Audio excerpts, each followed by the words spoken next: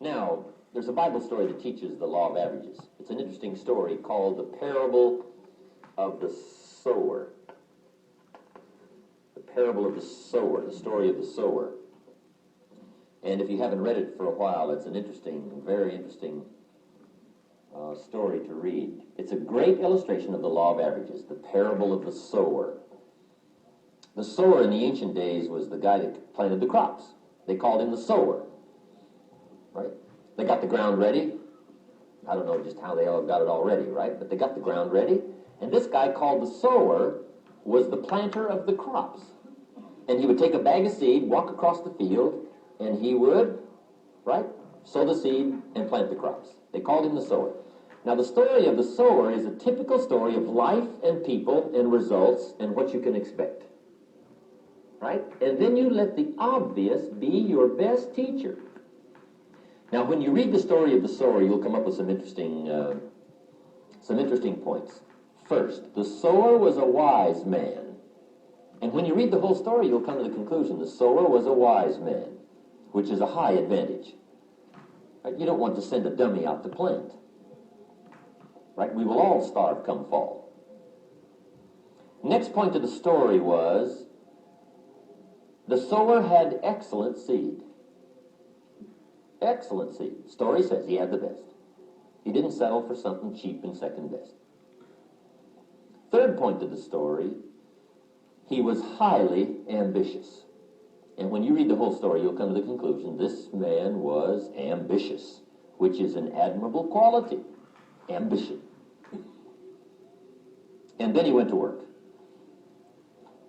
Guy says, oh, I knew there was a hitch in there somewhere. That's where it is, probably, right? The guy goes to work. Now, the story with the sower, with the excellent seed, highly ambitious, opportunity all around him, he has the capacity, he's got the seed, everything's ready, and he starts out to sow, to get some results. Now, it's an interesting story about what happened to him. It's a typical story of life, but it's fascinating.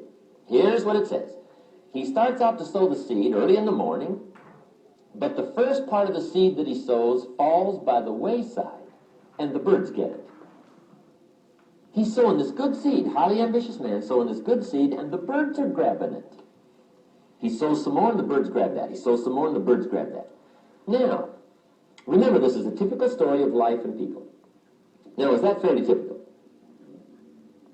See, I got to tell you as a leader, the birds are going to get some of the seed. You get a hold of John. Let's say you're in real estate, right? Somebody here's in real estate. You get a hold of John. John says, hey, I'm looking for a change. I need a new occupation change. And I've heard about real estate. You say, John, come on over Friday night. We're going to have this orientation class. And we'll show you how to do it. It might be the new life for you. Earn the money you want to earn. Get your life turned around. Who knows what will happen? John says, sounds great to me. I'll be there on Friday night. Learn all about it. I'll probably be one of your best salesmen. Say, okay. See you Friday night. Now, come Friday night, 7:30, it's supposed to start. John's not there. Say, well, maybe the traffic's a little heavy. So we wait till 7:45. About 8 o'clock, we come to the conclusion. What? He's not going to show. Question. What's happened since this unique conversation that you had with John, and you dropped on him this great idea, you've got the explanation, helped change his life, he said he would agree to be there, and he's not there. What's probably happened between then and Friday night? The birds done got the boy.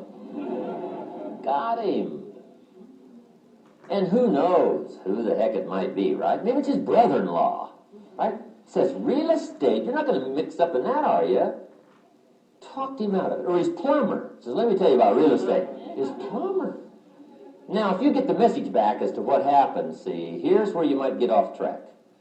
There's a couple of things you can do when the birds are grabbing the seed. One is you can chase birds. See those dirty birds, and away you go after the birds. You say, wait till I get a hold of his brother-in-law. I'll straighten him out. Tear him a new page. What does he know about real estate? His plumber. Now, see, you're off trying to straighten things out, rather than accepting it as it is. The best study of life is how it is, not how you wish it to be, not how you wish to rearrange it, how to take advantage of how it is. Some people would rather get even than to get ahead. They get off course. See, if you're off chasing birds, you have left the field. You're not sowing anymore. Now your chances go down instead of up. There's some things you don't try to cure. There's some things you ignore. Here's what it said this wise sower did. It said he ignored the birds, and he kept on sowing. How clever. There's some things you just got to accept. That's the way it is. So he keeps on sowing. And here's the key. If you keep sowing, you can sow more than the birds can get. But the birds are part of life. And don't press me why. I didn't arrange all this. I don't know. It's just the way it is. So he keeps on sowing. Now the story says this sower keeps on sowing. Now the seed falls on shallow ground, rocky ground, where the soil is shallow. And it says the little plant starts to grow. This time, the birds didn't get it. But the first hot day, these little plants wither and die. Now that's kind of disappointing, isn't it? But see, that's bound to happen. This time you recruit John. John says, I'll be one of your best. He doesn't show up at the third meeting. You say, where's John? Say, I don't know. Somebody said, boo. And you...